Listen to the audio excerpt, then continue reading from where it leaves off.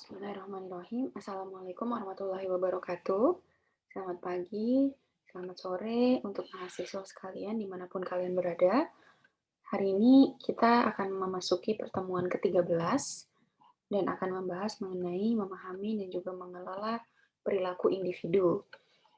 Masih bersama saya, Bu Ervina Maulida. Kita sebelum mulai, saya ingatkan kembali untuk jangan lupa mengisi presensi di LMS dan juga menyiapkan buku catatan dan juga alat tulisnya untuk melakukan resume ya. Baik, untuk materi kali ini saya referensinya buku Robbins. Jadi bagi yang sudah punya bisa dilihat, dicek buku Robbinsnya yang jilid 2 bab 15. Oke, baik, tanpa memperpanjang waktu lagi, saya mulai saja. Jadi, seperti yang kita ketahui bersama bahwa perilaku organisasi ini adalah salah satu materi yang memang harus kita pelajari dalam manajemen ya. Kebanyakan manajer kadang suka bingung gitu. Nanti mungkin ketika kalian sudah masuk ke dunia kerja, kalian akan dihadapkan dengan kondisi di mana para karyawan memiliki kepribadian yang berbeda-beda. Dan organisasi sendiri pada akhirnya akan berperilaku sesuai dengan anggota organisasinya. Nah, di sini manajer pada akhirnya harus bisa paling tidak memahami sebenarnya apa yang sedang terjadi di dalam organisasi. Nah, makanya pada pertemuan kali ini kita akan belajar bagaimana perilaku organisasi itu bekerja supaya si manajer atau bawahannya itu sama-sama memahami orang-orang yang bekerja di situ dan bagaimana harus menyikapinya. Oke, jadi fokus dan tujuan dari perilaku organisasi ini pertama memang ingin mengetahui perilaku itu sendiri gitu. Perilaku di sini maksudnya adalah tindakan orang-orang ya. Jadi kalau perilaku adalah tindakan orang-orang, maka perilaku organisasi adalah ilmu yang memang mempelajari bagaimana orang-orang di tempat kerja itu bertindak. Jadi orang-orang di tempat kerja itu kan manusia ya, dan manusia itu pasti punya perilaku gitu. Dan perilaku organisasi berarti ilmu yang mempelajari gitu bagaimana tindakan orang-orang di tempat kerja. Dan perilaku organisasi ini pada akhirnya memang akan sangat berkaitan dengan norma-norma yang berlaku di organisasi, peran dari setiap anggota organisasi, pembinaan timnya bagaimana, kepemimpinannya bagaimana, bahkan sampai ke konflik yang terjadi dan bagaimana orang-orang dalam organisasi itu menyelesaikan konfliknya. Nah, perilaku organisasi juga menyinggung topik-topik seperti sikap anggota organisasi, kepribadian, persepsi orang yang ada di dalamnya, serta bagaimana pembelajaran itu bisa memotivasi anggota organisasi. Dan yang terakhir, yang bisa menjadikan fokus dari perilaku organisasi adalah bagaimana perilaku organisasi itu mengamati aspek-aspek dalam organisasi, seperti struktur organisasinya, budaya organisasi, bahkan sampai ke kebijakan apa yang diambil oleh organisasi dan praktek-praktek sumber daya manusianya. Nah, hal-hal itulah yang menjadi fokus dan tujuan mengapa kita sebagai seorang manajer ya, atau misalnya dalam sebuah manajemen organisasi itu harus mempelajari mengenai perilaku organisasi. Dan perilaku organisasi ini bisa dihadapkan atau dipelajari di mana saja gitu. Mau kalian itu memang nanti kecemplung di dunia manajemen, atau kalian bahkan nanti di gizi atau di kesos, atau mungkin nanti di psikologi, perilaku organisasi itu ada di mana saja gitu. Bahkan di kelompok terkecil ketika kita ada di kelas, atau saya di sini ya berbicara di depan kalian gitu ya, itu pasti ada perilaku-perilaku yang bisa diamati. Nah, seperti itulah perilaku organisasi. Nah, organisasi itu kenapa sangat apa ya, luas gitu ya, cakupan yang bisa dipelajari, karena memang kita bisa lihat sendiri di sini kalau organisasi itu sebenarnya seperti gunung es gitu. Ada visible aspek dan ada hidden aspek. Kita bisa lihat secara jelas gitu ya strategi organisasi, terus objektifnya organisasi atau tujuan organisasi, kebijakan, terus prosedur yang ada di organisasi, strukturnya, teknologi yang digunakan, terus chain of command atau alur komando, itu semuanya bisa terlihat dalam organisasi. Ada bagian struktur organisasi yang bisa kita lihat, kita tahu siapa bos kita tahu visi misi organisasi, itu semuanya visible. Tapi ada hidden aspek gitu ya. Ada aspek-aspek di dalam organisasi yang tidak terlihat seperti halnya gunung es ini gitu. dia ada di bawah laut sehingga nggak kelihatan gitu.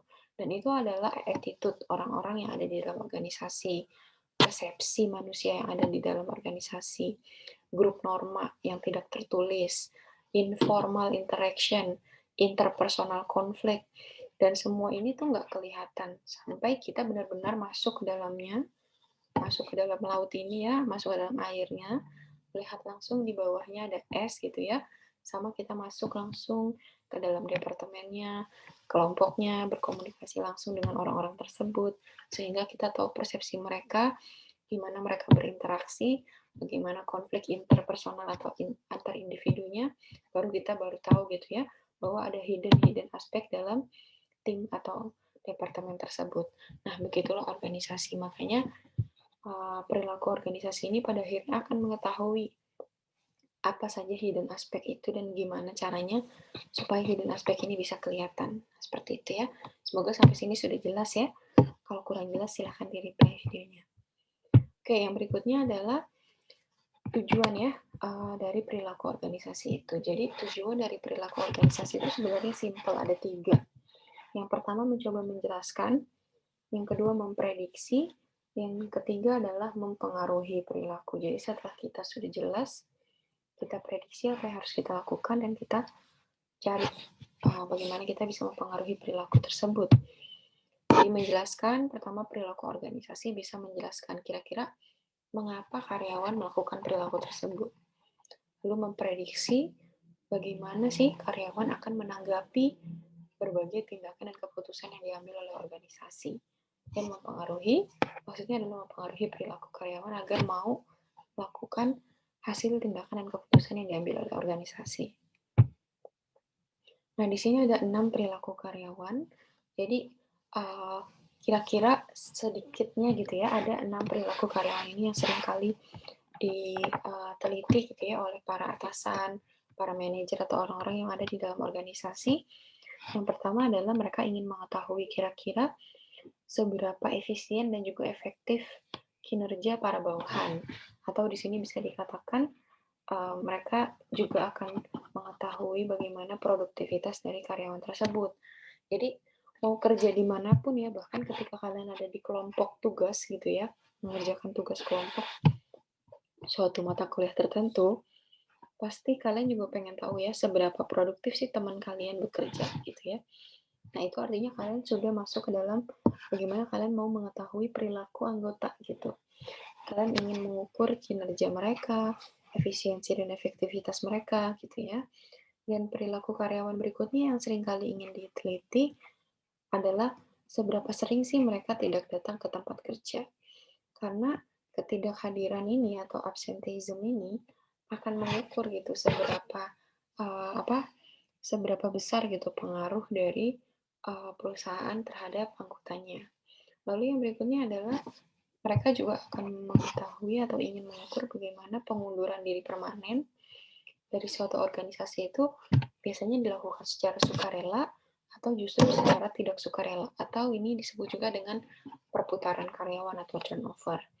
Jadi kalau misalnya turnovernya tinggi gitu ya, misalnya dalam sebulan banyak sekali jumlah karyawan yang keluar dari organisasi. Nah itu mau nggak mau memang mencerminkan bagaimana perilaku karyawan tersebut dan bagaimana perilaku organisasinya.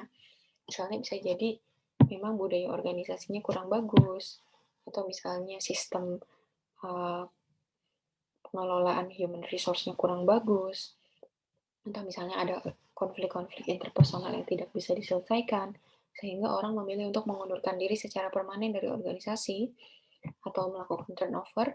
Nah, ini juga salah satu perilaku karyawan yang memang jamak dilakukan ya. Lalu yang berikutnya adalah perilaku kewargaan organisasi atau bagaimana si organisasi menjadi warga gitu ya. Nah, itu disebut juga dengan organizational citizenship behavior atau tindakan atas kehendak sendiri yang bukan menjadi bagian persyaratan kerja formal. Biasanya hal ini mendorong efektivitas dan juga fungsi organisasi. Yang berikutnya juga perilaku karyawan atau perilaku organisasi biasanya ingin mengukur seberapa besar kepuasan kerja atau job satisfaction. Atau job satisfaction ini biasanya kelihatan di sikap yang ditunjukkan oleh karyawan terhadap pekerjaannya. Biasanya mereka tahu ya, kadang itu suka jelas gitu ya ditunjukkan kapan mereka akan merasa bahwa mereka puas dengan pekerjaan mereka atau kapan mereka tidak puas. Nah, ini dengan mengamati perilaku biasanya akan kelihatan. Dan yang berikutnya adalah workplace misbehavior atau perilaku buruk di tempat kerja, di mana perilaku karyawan ini biasanya disengaja dan memiliki potensi bahaya juga bagi organisasi apabila workplace misbehavior ini tidak diselesaikan. Kayak gitu. Yang berikutnya adalah sikap juga berkaitan erat dengan kinerja. Jadi yang pertama tadi terkaitan dengan kinerja organisasi. Nah, di sini bisa kita lihat bahwa sikap ini memang salah satu hal yang ada di hidden aspect gitu ya. Dalam S tadi ya, gunung es tadi ya, ada visible sama hidden. Nah, sikap ini masuk ke hidden aspek yang dalam gunung es organisasi tadi. Nah, sekalipun itu adalah aspek hidden, itu adalah hal yang sangat berkaitan dengan kinerja. Jadi sikap ini memang merupakan pernyataan evaluatif gitu ya. Jadi disukai maupun tidak disukai, biasanya sikap ini akan terkait dengan objek tertentu atau sikap tertentu atau kejadian tertentu. Misalnya ketika kita lihat gitu ya, ada satu masalah di organisasi, pasti anggota organisasi atau karyawan itu bersikap gitu ya.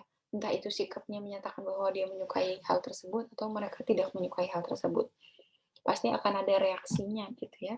Atau misalnya sikap kita ketika melihat orang-orang tertentu yang kita tidak sukai atau kejadian tertentu yang kita tidak sukai maupun tidak sukai gitu ya. Sikap kita itu merupakan pernyataan evaluatif gitu ya. Pernyataan setelah kita melihat objek atau orang atau kejadian yang kita sukai maupun kita tidak sukai gitu. Nah, dalam sikap itu akan ada yang namanya 3 komponen yang bisa ditunjukkan. Baik itu komponen kognitif, komponen afektif, dan juga komponen perilaku. Nah, komponen kognitif ini misalnya ketika kita tahu bahwa ada suatu sikap yang merujuk pada keyakinan atau opini atau wawasan atau informasi yang dimiliki oleh seseorang. Jadi sikap kita itu juga akan bergantung pada pengetahuan kita terkait dengan masalah itu. Jadi misalnya ada diskriminasi. Ketika kita tahu gitu ya, kita punya opini terkait diskriminasi. Kita tahu wawasannya terkait diskriminasi itu seperti apa, gimana rasa nggak enaknya, informasi-informasi tentang diskriminasi itu kita tahu. Maka komponen kognitif ini yang akan mempengaruhi sikap kita. Misalnya akhirnya kita membuat satu statement bahwa diskriminasi itu salah. Nah, itu pernyataan evaluatif kita ya. Diskriminasi itu salah. Nah, artinya komponen kognitif ini yang pada akhirnya mempengaruhi sikap kita dan akan mempengaruhi kinerja kita apabila kita tahu bahwa ada diskriminasi di situ. Lalu, sikap juga dipengaruhi oleh komponen afektif atau bagian emosi atau perasaan yang muncul dalam diri kita. Jadi ketika misalnya kita tahu ada diskriminasi, terus kita melakukan evaluasi gitu ya sikap kita, lalu kita melibatkan emosi di situ atau perasaan kita sehingga sikap kita berubah. Misalnya, saya tidak menyukai si A. Nah, tidak menyukai ini merupakan salah satu hasil afektif gitu, komponen afektif yang terlibat atau emosi yang terlibat. Jadi saya tidak menyukai si A karena dia suka mendiskriminasi kaum minoritas gitu misalnya atau kaum perempuan atau kaum yang disabel ya atau orang-orang yang misalnya kurang kurang apa secara fisik gitu ya. Nah, artinya ketika kita sudah melibatkan emosi lalu kita bersikap itu berarti kita sudah melibatkan afektif atau emosi dalam diri kita. Dan sikap juga bisa dipengaruhi oleh komponen perilaku atau behavior komponen, di mana merujuk pada tingkat perilaku dalam cara tertentu. Nah, misalnya kita bikin statement, saya memilih untuk menghindar dari si A karena perasaan saya tidak suka dengan sikap dia yang diskriminatif itu. Karena diskriminatif itu salah. Nah, ketika kita sudah ada statement menghindar, memilih untuk menghindar, menjauhi, artinya itu ada perilaku yang kita pilih untuk lakukan kan. Nah, artinya itu adalah komponen perilaku yang sudah masuk ke dalam sikap kita. Gitu. Nantinya juga akan mempengaruhi kinerja kita terhadap organisasi gitu. Jadi kalau kalian misalnya sudah mulai tahu gitu ya ada yang salah, lalu kalian sudah bisa bersikap menyukai atau tidak menyukai hal tersebut, lalu kalian memilih misalnya untuk menghindar atau justru mendekati. Nah, itu artinya kalian sudah bersikap dalam ranah kognitif, afektif, dan juga perilaku. Seperti itu ya konsep sikap.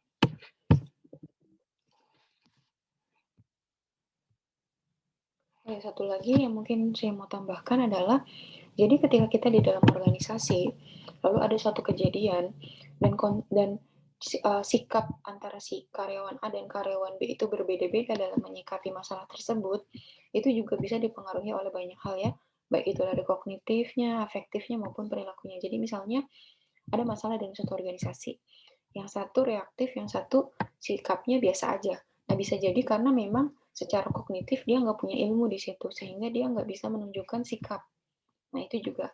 Jadi kalian nggak bisa nyalahin orang hanya karena dia punya sikap yang berbeda dengan kalian, karena tingkat kognitif setiap orang itu beda-beda ya, terkait dengan keyakinan dia, opini dia, wawasan dia kan berbeda-beda. Jadi nggak bisa disalin juga ketika orang memilih untuk memiliki sikap yang akhirnya berbeda dengan kita, karena tingkat kognitif, afektif, dan perilaku tiap orang itu beda-beda.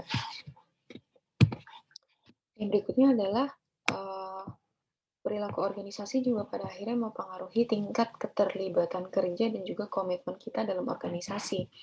Di sini keterlibatan kerja atau job involvement berkaitan dengan tingkatan di mana karyawan mulai mengidentifikasi pekerjaannya dan dia secara aktif berpartisipasi di dalamnya. Dia menganggap bahwa kinerjanya ini adalah hal yang penting dan dia menghargai dirinya. Jadi kalau misalnya kita lihat ada beberapa orang gitu ya, dia merasa bahwa pekerjaan ini adalah identitas dia gitu, dan dia mau berpartisipasi aktif di dalam pekerjaan tersebut gitu, karena dia tahu bahwa kinerja dia itu penting gitu dan dia menghargai pekerjaannya. Nah, berarti dia memang secara individu sudah masuk ke dalam keterlibatan kerja ini gitu. Jadi dia punya komitmen lebih dalam organisasi, dia mau terlibat, dan itulah yang dinamakan job involvement. Sedangkan komitmen organisasi itu sendiri merupakan tingkatan di mana seorang karyawan mengidentifikasi dirinya dengan organisasi tertentu. Dia biasanya kalau orang udah punya komitmen organisasi, mereka punya keinginan untuk mempertahankan keanggotaannya dalam organisasi tersebut. Jadi biasanya mereka kalau ada masalah nggak langsung memilih untuk walk out atau keluar, tapi karena dia sudah punya keinginan untuk mempertahankan keanggotaan dalam organisasi tersebut, justru dia mau menyelesaikan konflik tersebut gitu. Lalu yang berikutnya, keterlibatan kerja dan juga komitmen organisasi juga erat kaitannya dengan perceived organizational support atau dukungan organisasi yang dirasakan. Di mana di sini adanya keyakinan gitu ya, bahwa organisasi itu akan memberikan kontribusi kepada karyawannya dan akan peduli terhadap kesejahteraan karyawan. Jadi kita nih misalnya secara individu akan baru merasa doang gitu ya, baru merasa atau memiliki keyakinan bahwa apabila sesuatu terjadi pada kita, organisasi akan support kok gitu, organisasi akan dukung. Nah, seberapa tinggi perasaan kita itu atau tingkat keyakinan kita bahwa organisasi akan mendukung atau memberikan support terhadap kesejahteraan kita, itu yang dinamakan perceived organizational support gitu. Dan itu akan meningkatkan komitmen kita terhadap organisasi dan juga pada akhirnya akan meningkatkan job involvement kita. Nah, yang berikutnya yang seringkali dihadapkan dalam perilaku organisasi adalah employee engagement atau partisipasi karyawan. Di mana di sini karyawan sudah mulai merasa menyatu, sudah merasa puas dan juga antusias dalam mengerjakan pekerjaan mereka. Nah, biasanya faktor-faktor yang berpartisipasi dalam keterlibatan karyawan atau employee engagement adalah rasa hormat, terus jenis pekerjaannya, keseimbangan kehidupan bekerja atau work-life balance. Lalu ada gaji pokok, gitu ya. Terus orang yang bekerja sama dengan dia itu orangnya memang misalnya menyenangkan atau senang diajak komunikasi. Lalu tunjangan, potensi karir jangka panjang, kesempatan untuk berkembang, kerja yang fleksibel, kesempatan promosi, upah, bonus. Nah, hal-hal tersebut yang memang pada akhirnya akan meningkatkan atau justru menurunkan employee engagement. Bayangkan kalau misalnya orang tersebut dihormati ya di tempat kerjanya, atau dia diberikan kesempatan untuk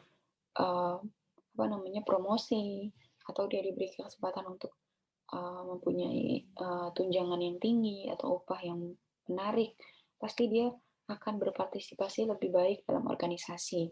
Nah, partisipasi karyawan atau employee engagement ini yang pada akhirnya memang bisa diteliti atau diamati dalam perilaku organisasi.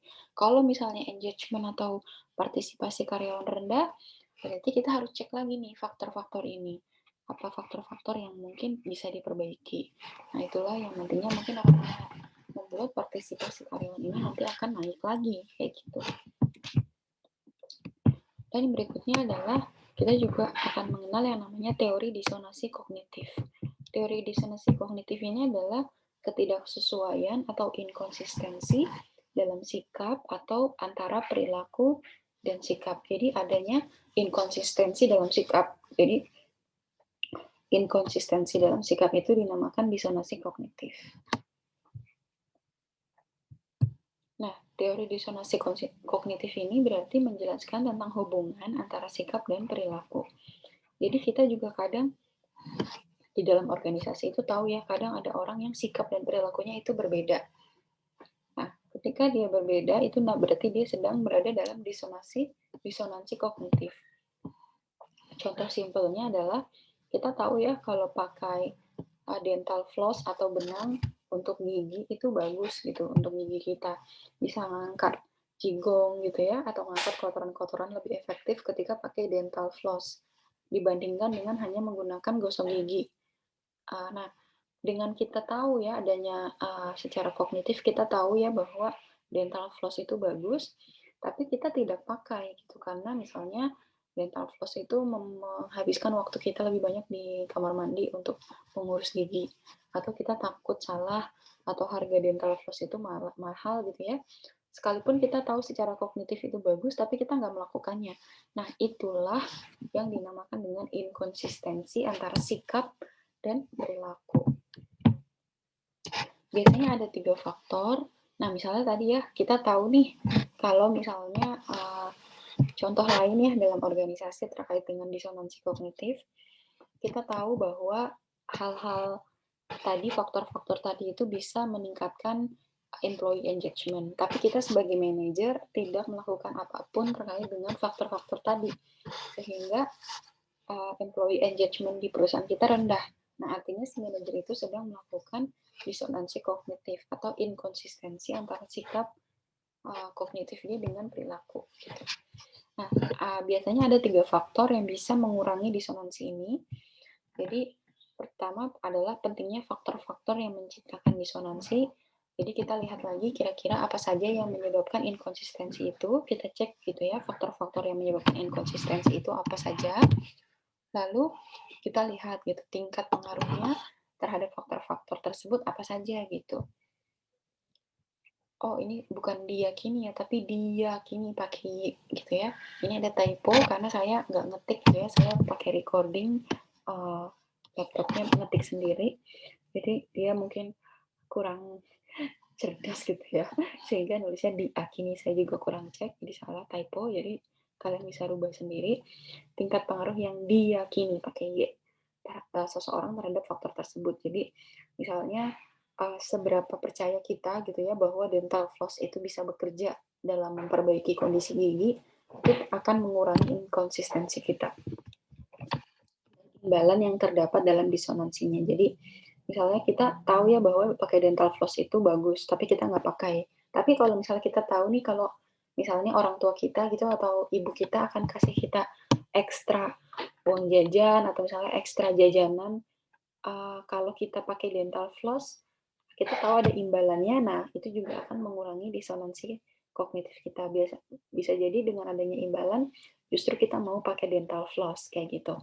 Nah, itu salah satu 3 faktor yang bisa mengurangi inkonsistensi seseorang gitu ya. Jadi ketika dia tahu pentingnya faktor-faktor tersebut, ketika dia tahu pengaruh atau manfaat dari faktor tersebut terhadap diri dia, dan ketika dia tahu ada imbalan yang bisa dia dapat, maka disonansi kognitif ini bisa dikurangi. Nah, yang berikutnya adalah manajer atau pemimpin dalam organisasi juga bisa melakukan survei sikap untuk mengetahui bagaimana perilaku organisasi itu bekerja.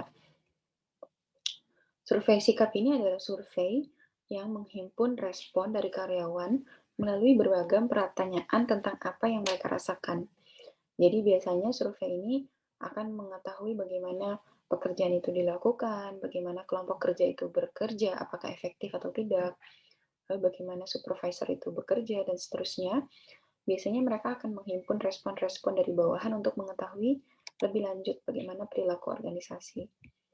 Nah, berikut ini adalah beberapa pernyataan sampel dari sebuah survei sikap. Jadi misalnya akan ada pertanyaan mengenai saya memiliki cukup kesempatan untuk menggunakan keterampilan dan kemampuan saya dalam pekerjaan saya. Nah, nanti ada pilihannya misalnya tidak setuju, sangat tidak setuju, netral, setuju, sangat setuju. Nah, misalnya kalau memang saya sering dilibatkan dalam organisasi dan saya bisa menggunakan kemampuan saya, berarti misalnya saya pilih setuju. Terus manajer saya memiliki hubungan yang baik dengan kelompok kerja saya.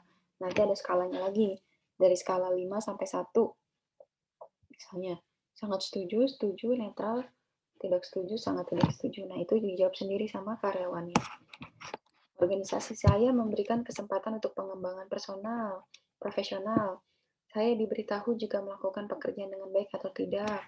Saya merasa aman. Nah, ketika dijawab, akhirnya si pengelola organisasi atau human resource practitioner-nya atau pimpinan organisasi akhirnya mengetahui kira-kira respon dari karyawannya seperti apa, dan akhirnya mereka bisa menjawab sendiri kira-kira sudah efektif atau belum dalam mengelola perilaku organisasi di dalam perusahaan, seperti itu.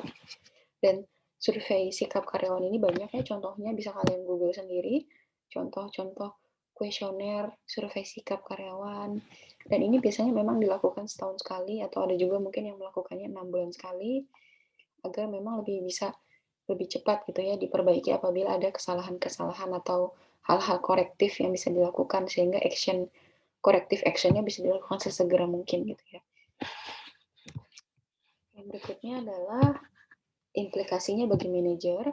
Apabila manajer tahu ya tentang perilaku organisasi, maka di sini dia bisa tahu bahwa adanya karyawan yang puas dan berkomitmen, sehingga tingkat keperputaran karyawan atau turnover menjadi lebih rendah. Dengan uh, dengan melakukan survei sikap, dengan mengetahui perilaku karyawan, dengan mengetahui atau mengidentifikasi perilaku organisasi, manajer pada akhirnya tahu seberapa besar sih tingkat kepuasan dan juga tingkat komitmen karyawan.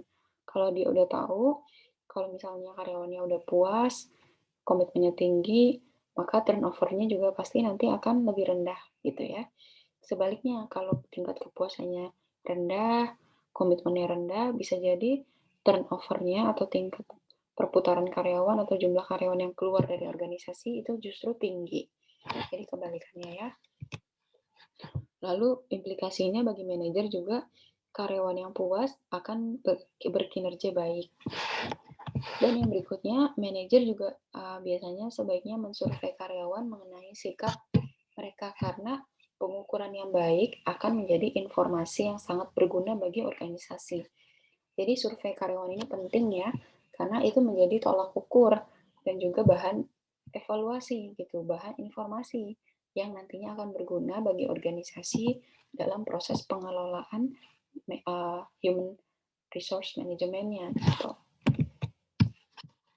Dan manajer juga sebaiknya mengetahui bahwa karyawan dan manajer keduanya harus berusaha mengurangi disonansi. Jadi kita tahu ya tadi ya, tingkat disonansi atau inkonsistensi antara sikap perilaku itu ada nyata adanya gitu ya. Dan dengan si karyawan tahu gitu ya bahwa ada inkonsistensi dalam dirinya, dan manajer juga tahu bahwa ada inkonsistensi dalam diri karyawannya, akhirnya keduanya mampu mengurangi disonansi tersebut. Kayak gitu. Nah, yang kita mau pelajari berikutnya adalah mengenai kepribadian, dan ini juga akan menjadi tugas individu di pertemuan kali ini. Jadi, saya sudah posting tugas individunya di LMS, dan ini yang akan kita pelajari lebih lanjut. Sebenarnya apa sih kepribadian, dan kenapa kepribadian ini pada akhirnya mempengaruhi kinerja dari pada para karyawan gitu ya, atau para anggota organisasi.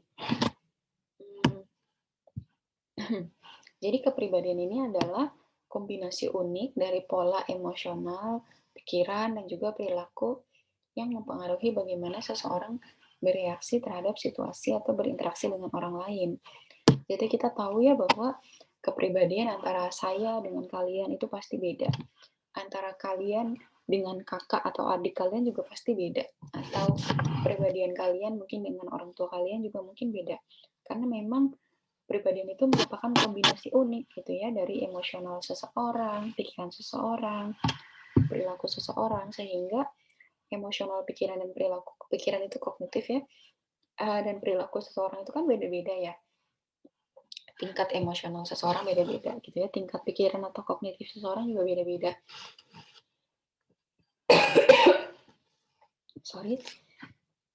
Sehingga itu mempengaruhi bagaimana dia bereaksi terhadap sesuatu atau bagaimana dia berinteraksi dengan orang lain.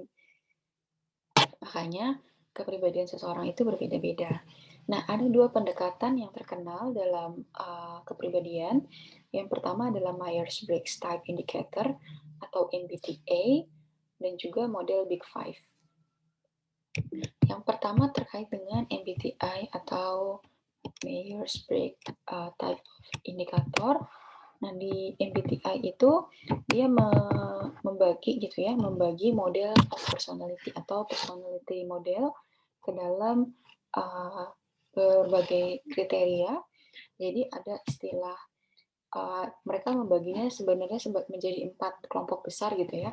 Yang pertama adalah source of energy, lalu bagaimana dia memproses informasi, lalu bagaimana mereka mengambil keputusan, dan juga bagaimana mereka struktur sikapnya gitu ya. Bagaimana kebutuhan mereka dalam struktur tersebut. Nah, jadi pertama Myers MBTI ini source energinya dia membagi sumber energi itu menjadi kedua bagian. Yang pertama adalah extrovert dan juga introvert. Dimana kalau extrovert itu memang dia mendapatkan sumber energinya dari berinteraksi dengan orang lain gitu ya. Mungkin dari kalian ada yang extrovert atau sebagian dari kalian mungkin ada yang introvert. Jadi kalau extrovert itu memang dia mendapatkan energi dari berinteraksi dengan orang lain, berpartisipasi dalam kegiatan, ikut BEM, ikut kegiatan Karang Taruna atau kumpul-kumpul dengan orang lain gitu ya. Dan memang dia biasanya dikenal dengan orang yang bertindak dengan cepat. Dan sedangkan kebalikannya, introvert itu mendapatkan energi dari melakukan ide-ide pemikiran gitu ya, merefleksikan dan bekerja dengan dirinya sendiri gitu. Dan memang mereka punya kecenderungan untuk menganalisis dan juga merefleksi sebelum mengambil tindakan tertentu. Lalu yang kedua adalah bagaimana cara personality seseorang dalam memproses informasi. Ada yang memprosesnya dengan menggunakan sensor, ada yang menggunakan intuisi. Jadi kalau sensor biasanya mereka cenderung pragmatis, realistis, fokusnya pada fakta-fakta gitu ya. Mereka memproses informasi dari fakta-fakta yang ada. Dan biasanya berdasarkan pengalaman yang pernah mereka lakukan. Jadi kalau misalnya mereka udah pernah melakukan sesuatu, nah mereka biasanya kalau misalnya mau melakukan suatu hal lain, mereka akan collecting past experience gitu ya, masa-masa lalu mereka. Lalu yang intuitif biasanya fokus pada pattern atau pola, dan juga mereka bisa biasanya mengambil keputusan atau memproses informasi itu dengan membayangkan kira-kira apa possibility-nya gitu. Di masa depan kalau saya ambil keputusan ini, kira-kira apa dampaknya pada saya. Mereka biasanya memikirkan masa depan, membayangkan hal-hal yang abstrak gitu ya, dengan berpikir gitu ya. Intuisinya lebih kencang dibandingkan sensor. Lalu yang berikutnya adalah MBTI juga membagi bagaimana seseorang itu mengambil keputusan atau decision making. Ada yang dia mengambil keputusannya dengan thinkers, ada yang feelers. Kalau thinkers, mereka mengambil keputusan dengan menggunakan logika atau analytical thinking ya, menggunakan analisa pikiran yang kuat, mengevaluasi fakta-fakta gitu ya.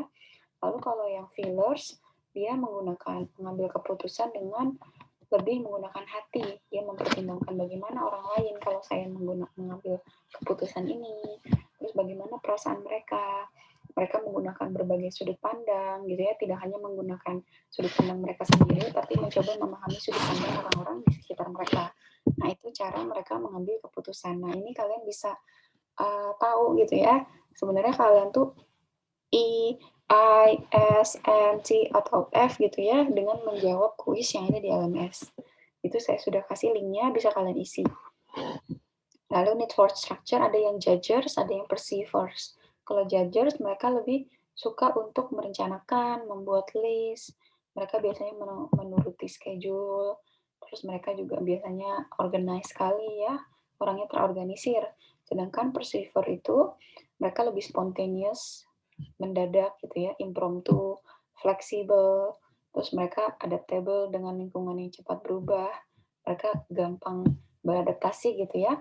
Nah, ini bisa kalian nilai sendiri, mungkin tanpa harus menjawab kuisnya, kadang kalian udah bisa gitu ya, nebak, kayaknya saya sensor deh, kayaknya saya extrovert, sensor, feelers, dan perceivers, misalnya gitu ya, atau kayaknya saya introvert, sensor, thinker, and judger gitu.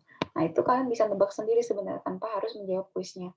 Tapi lebih akurat kalau memang kalian menjawab kuisnya, karena kuis itu kan sudah dites ya, ini kan MBTI ini sudah lama sekali ya, udah puluhan tahun, uji secara psikolog, udah punya aturannya gitu ya.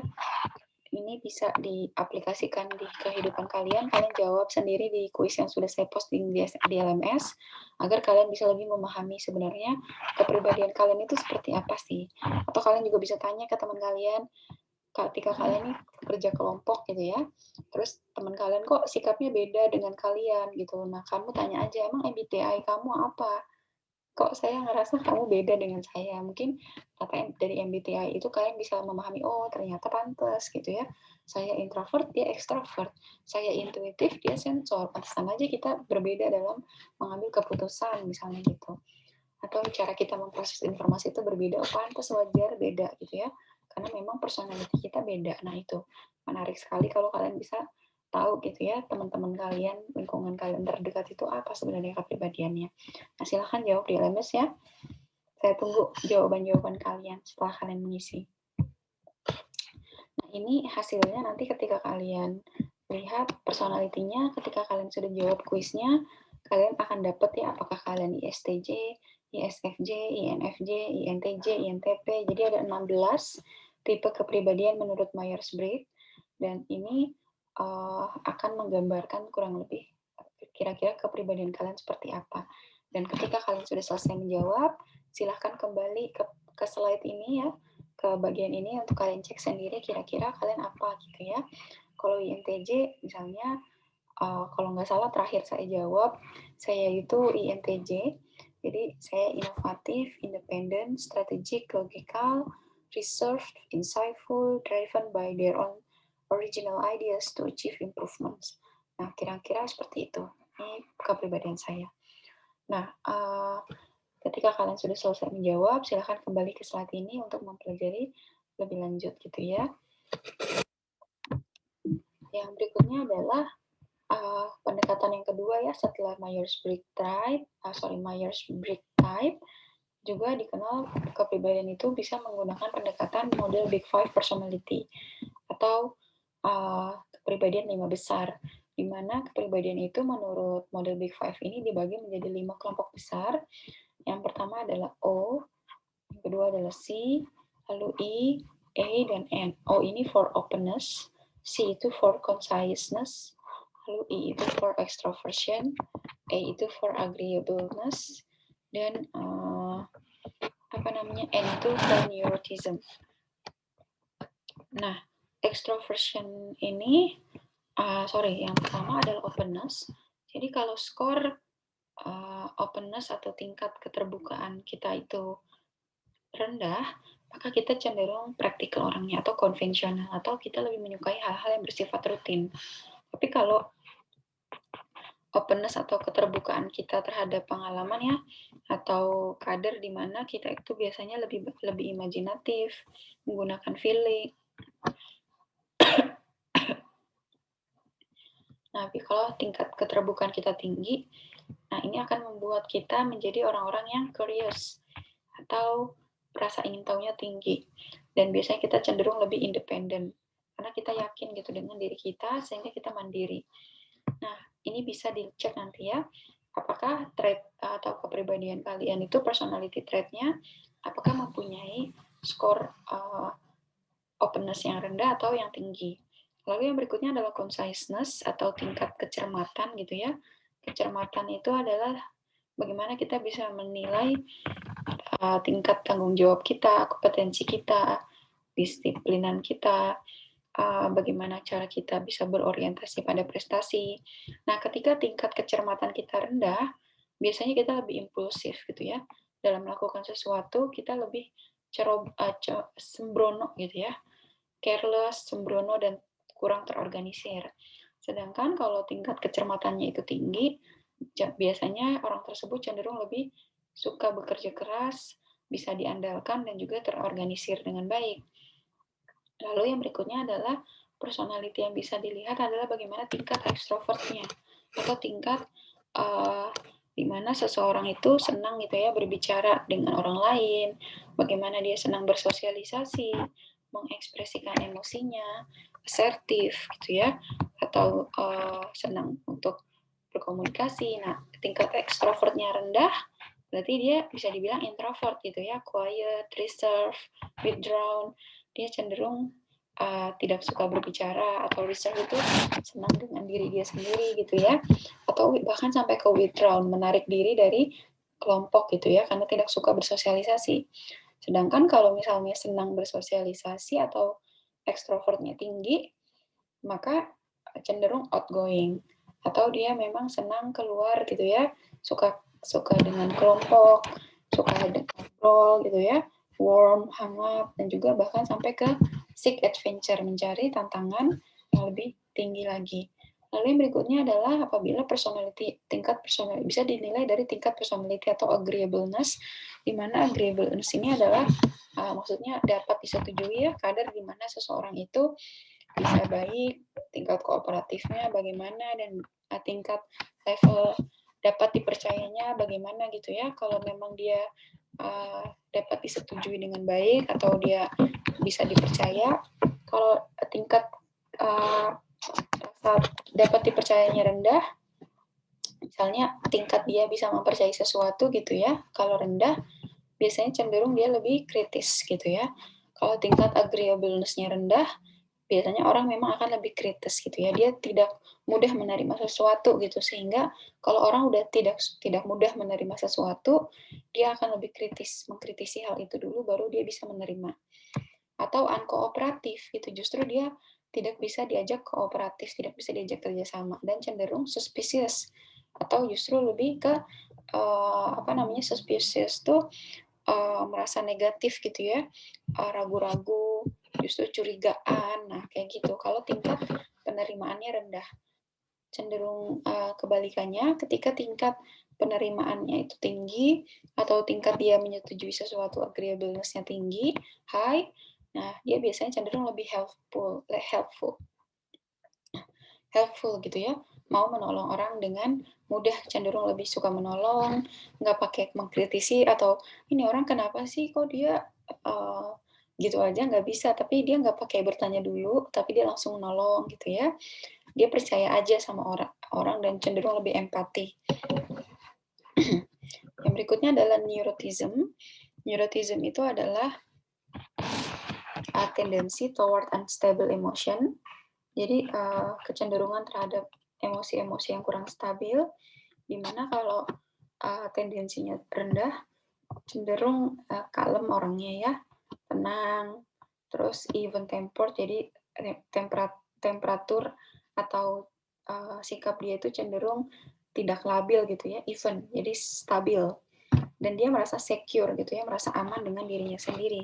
Jadi neuroticism ini sama gitu ya, atau sinonimnya adalah emotional stability atau stabilitas emosi. Jadi kalau kalian bingung apa sih neuroticism? Neuroticism itu stabilitas emosi atau emotional stability.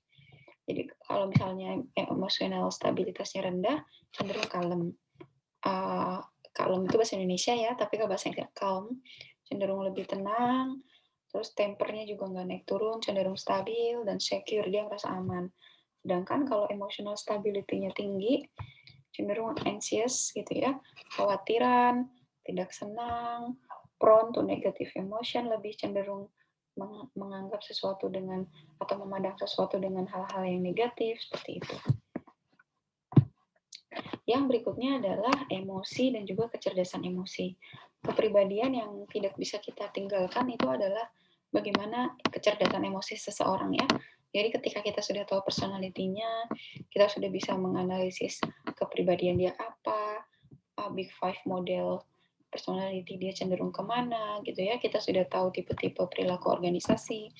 Yang berikutnya adalah kita tidak bisa memungkiri, kita juga harus mengenal gitu ya, mengetahui lebih lanjut mengenai emosi. Nah, emosi ini adalah perasaan intens yang ditunjukkan kepada seseorang pada sesuatu hal. Karena memang emosi ini cenderung adalah reaksi atas suatu objek. Jadi kecerdasan emosi adalah kemampuan seseorang untuk bisa mengenali.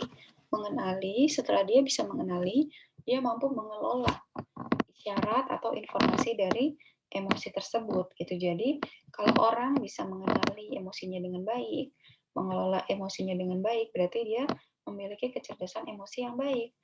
Dia emotional intelligence-nya tinggi gitu ya. Dan kecerdasan emosi setiap orang ini sangat berbeda-beda tergantung dengan kepribadiannya gitu ya, dengan kognitifnya gitu. Nah, di sini ada beberapa faktor penentu kecerdasan emosional. Yang pertama dari empathic response atau kemampuan seseorang dalam menyadari atau mengetahui perasaan orang lain.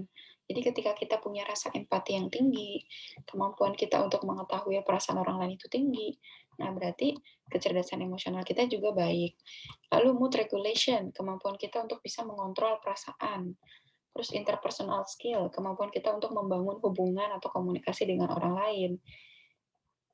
Intermotivation, kemampuan untuk bisa memberikan motivasi dengan baik. Dan self-awareness, kemampuan yang untuk menyadari efek dari emosi diri sendiri, self awareness ya, sadar diri gitu ya.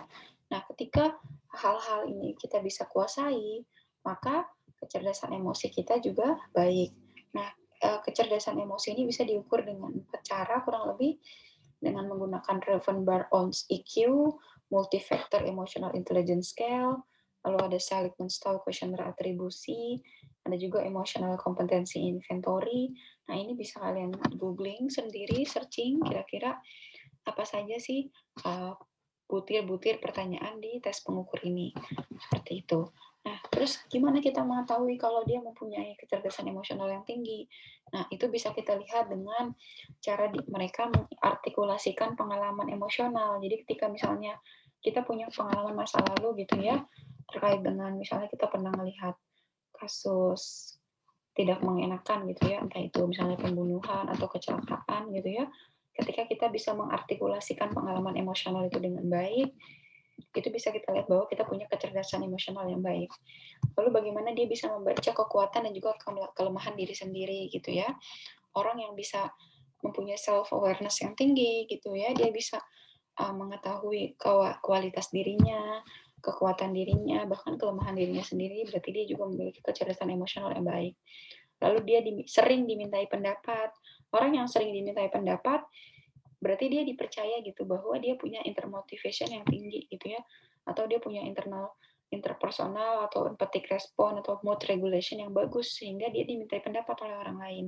Nah, berarti itu kalau kita punya teman yang emang dia sering banget gitu ya dimintai jawaban, diajak konsultasi, diajak diskusi, berarti kita tahu bahwa orang tersebut punya emotional intelligence yang tinggi.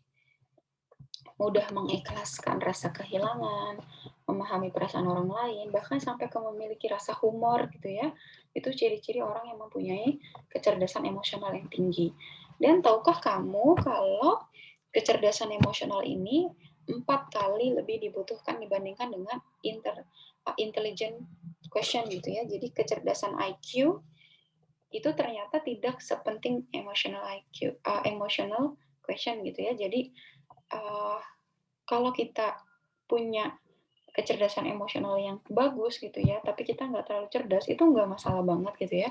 Karena kecerdasan emosional ini 4 kali lebih penting daripada IQ. Kita bisa lihat ya, banyak orang yang pintar, tapi dia misalnya arogan gitu ya. Banyak orang yang cerdas secara kognitif, tapi dia secara emosional labil.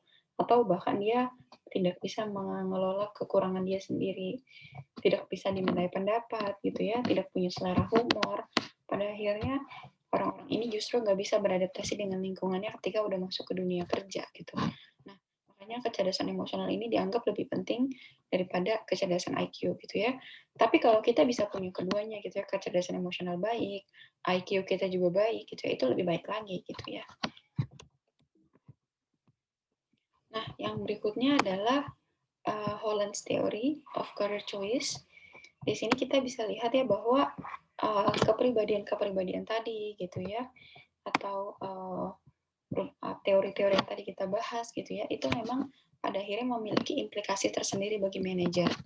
Jadi di sini adalah personality kita gitu ya, dan ini adalah karir kita.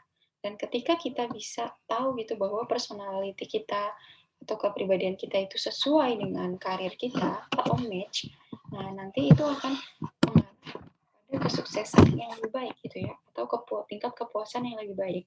Makanya kadang seseorang gitu ya, ketika dia sudah tahu aspirasi dia mau kemana gitu ya, dia udah tahu dia mau jadi apa namanya, lalu dia juga tahu gitu ya dia mau kerja jadi apa, itu akan lebih baik kalau dia udah tahu gitu kepribadian dia seperti apa sih, dan kira-kira karir apa yang cocok dengan dia. Kalau dia udah tahu kepribadiannya seperti apa, dia udah tahu karir yang cocok seperti apa, nantinya ketika dia bekerja, dia akan memiliki tingkat kepuasan yang tinggi gitu. Dan akhirnya itu bisa membawa dia kesuksesan yang lebih tinggi. Nah, makanya saya mengajak kalian juga di LMS untuk mengisi Holland's Theory of Career Choice ini, supaya kalian tahu gitu ya, sebenarnya interest kalian itu di mana gitu. Apakah kalian adalah orang yang realistik, konvensional, enterprising, sosial, artistik, atau investigate? Karena orang yang realistik punya ranah kerja sendiri gitu. Jadi kalau emang kalian adalah tipe personality yang realistik, nah nanti kalian akan lebih senang gitu ya, atau lebih match kalau kalian punya pekerjaan di bidang-bidang yang lebih misalnya berkaitan dengan mechanical ability, mesin, atau misalnya dengan tumbuhan, animal gitu ya, yang hal-hal yang realistik. Tapi kalau misalnya kalian memang konvensional, misalnya kalian lebih suka dengan pekerjaan yang melibatkan numerical ability, kemampuan matematis gitu ya, atau pekerjaan yang punya instruksi-instruksi yang jelas. Kalau enterprising, berarti kalian lebih suka dengan memimpin sesuatu, mempersuasi sesuatu, lalu misalnya punya economic gain, secara ekonomi kalian punya manfaat di situ ya, atau misalnya kalian lebih personality-nya lebih cocok dengan sosial gitu ya, dimana kalian suka dengan orang lain, hubungan lebih intens dengan orang lain gitu ya, memberdayakan orang lain dan seterusnya, atau justru artistik, di mana pakai intuitif, kreatif gitu, atau yang investigatif gitu. Nah, ketika kita sudah tahu personality-nya, kita sudah tahu career major-nya di mana, nanti itu lebih jelas lagi gitu. Nah, nanti kita akan lebih mengetahui match-nya kita di mana ketika sudah menjawab pertanyaan-pertanyaan di Holland's Theory itu. Dan itu bisa kalian temukan di LMS. Silahkan jawab, lalu refleksi ke diri kalian sendiri masing-masing seperti apa, supaya kalian tahu kira-kira karir saya ke depan lebih cocok di mana ya, sesuai dengan kepribadian saya. Dan itu bisa kalian jawab sendiri ketika kalian sudah jawab kuesionernya. Terakhir dari saya, ini kita akan membahas sedikit saja terkait dengan isu-isu perilaku terkini. Jadi kita tahu ya, kalau kita udah tahu tadi banyak sekali yang bisa dikaitkan dengan perilaku organisasi. Dan kira-kira apa sih isu-isu terkini? Jadi yang pertama adalah isu terkini itu terkait dengan mengelola perbedaan organisasi, perbedaan generasi. Jadi kita tahu ya sekarang di organisasi itu ada 3 generasi sekaligus gitu ya dalam organisasi. Ada baby boomer, ada generation X, ada generation Y, ada generation Z gitu ya. Dan dengan adanya perbedaan generasi ini pada akhirnya membuat perilaku organisasi di dalam suatu perusahaan atau organisasi itu menjadi sangat dinamis, sangat berbeda. Orang-orang yang baby boomer gitu ya, mungkin atasan-atasan kita cenderung dia, aspirasinya adalah dia mau punya job security gitu ya, mau posisi pekerjaan mereka aman. Sedangkan generation X atau orang-orang yang lahir antara 1961-1980, orang tua kita, mereka lebih cenderung menyukai work life balance atau keseimbangan antara pekerjaan dan juga kehidupan. Mereka nggak terlalu suka kalau harus lembur banyak-banyak gitu ya. Mereka mau punya kehidupan yang lebih jelas setelah pulang kerja gitu ya, tenggo gitu ya. Sedangkan generation Y, angkatan saya gitu ya, kita lebih senang kalau kita diberikan kebebasan dan juga fleksibilitas. Dan angkatan kalian lebih suka kalau kalian diberikan keamanan juga stabilitas. Nah, cara kita attitude-nya juga beda-beda gitu ya. Terhadap teknologi ada yang suka dengan IT bisa beradaptasi, sedangkan ada kalau generation X itu digital imigran gitu ya. Banyak sekali transisi dari analog ke teknologi di angkatan generation X, sedangkan generation Y seperti saya ini digital native, udah pasti bisa pakai teknologi apa aja itu gampang belajarnya. Sedangkan kalian itu technoholic, di mana entirely dependent on IT. Jadi kalian tuh justru nggak bisa sama sekali kalau nggak hidup pakai IT. Jadi kalian technoholic gitu ya, sangat tergantung sekali, dependent dengan teknologi. Attitude toward career juga kalau baby boomer gitu ya, dia lebih cenderung organizational, jadi career defined by employers. Kalau generation X itu lebih early portfolio career, mereka loyal pada profesinya. Sedangkan generasi Y, saya lebih ke digital entrepreneur, jadi bekerja dengan organisasi, bukan untuk organisasi. Jadi saya bekerja dengan organisasi saya, tapi bukan untuk organisasi. Jadi sometimes saya bisa keluar kapan saja kalau saya mau. Karena memang generasi Y ini cenderung lebih suka pindah-pindah kerja ya. Kalau dia nggak nyaman, nggak dikasih freedom, dia bisa aja keluar. Ya, kalau dia nggak dikasih fleksibilitas, dia bisa aja keluar. Karena memang cenderung lebih entrepreneurnya tinggi gitu ya. Sedangkan kalau kalian justru karir multitasker, kalian bisa will move seamlessly between organization and pop-up business. Kalian justru lebih lihai lagi untuk pindah ke organisasi manapun gitu ya, multitasker. Kalian bisa nyoba sini, nyoba sana, nyoba sini, nyoba sana, lebih bunglon lagi daripada saya. Nah, signature produknya kalau baby boomer televisi, kalau generation X personal computer, di angkatan saya adalah HP gitu ya. Di generasi kalian itu nano computing atau cloud, 3D printing, driverless cars, Google Glass, and whatever new gitu ya yang di era itu ada di generasi kalian. Communication media gitu ya, atasan saya cenderung telepon, atau email atau SMS, saya cenderung sosial media, dan angkatan kalian adalah hand-filled or integration into clothing communication devices. Jadi udah pakai sensor-sensor gitu ya angkatan kalian. Communication preference, kalian FaceTime, kalau saya lebih online mobile messaging. Terus kalau generasi kalian cenderung solution will be digitally crowdsourced. Lalu kalau saya face to face, jadi penyelesaian masalahnya juga beda-beda ya. Ada yang cenderung ketemu langsung, ada yang cenderung melakukan diskusi kelompok, dan seterusnya. Nah, ini perbedaan working generation ini yang pada akhirnya mempengaruhi perilaku organisasi. Yang berikutnya adalah yang perlu dipelajari adalah bagaimana kita bisa mengelola perilaku negatif di tempat kerja. Jadi kalau ada bullying, ada perilaku kasar di dalam organisasi, atau penganiayaan, atau kita diperes banget gitu ya energinya. Nah, itu adalah contoh perilaku negatif. Dan ketika ada perilaku negatif di tempat kerja, maka langkah pertama adalah kita harus mengakui dulu gitu ya, bahwa ada perilaku negatif yang terjadi.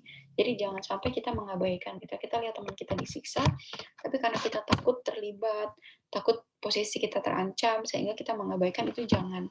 Karena perilaku negatif itu harus di-cut, harus dihentikan, dipotong. Jangan sampai berlanjut atau berlarut-larut. Lalu kita juga harus mencegah perilaku negatif itu dari awal gitu ya, first thing first. Dari ketika kita menyaring karyawan potensial.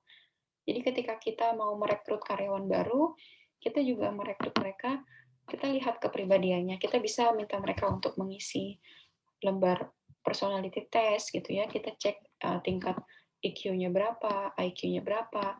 Nah, ketika kita punya hasil yang potensial sesuai dengan kebutuhan kita, baru kita bisa rekrut dia.